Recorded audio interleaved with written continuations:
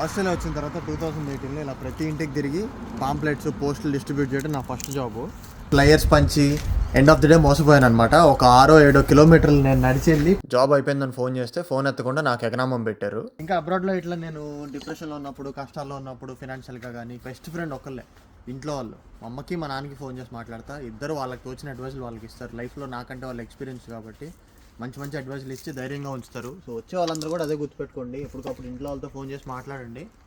మీ sibling ఉంటే సిబ్లింగ్స్తో కూడా మాట్లాడండి. అది కూడా ఇంకొక ప్లస్ పాయింట్ నాకైతే.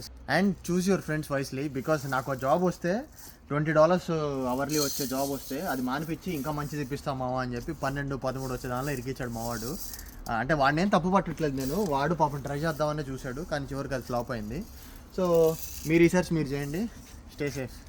సో ఇట్లా నేను ఫేస్ చేసిన కష్టాలు, success, ups and downs, jobs, డబ్బులు అన్నీ కూడా వీడియో చేశాను. షార్ట్కి కింద లింక్ ఉంది, చూసేయండి.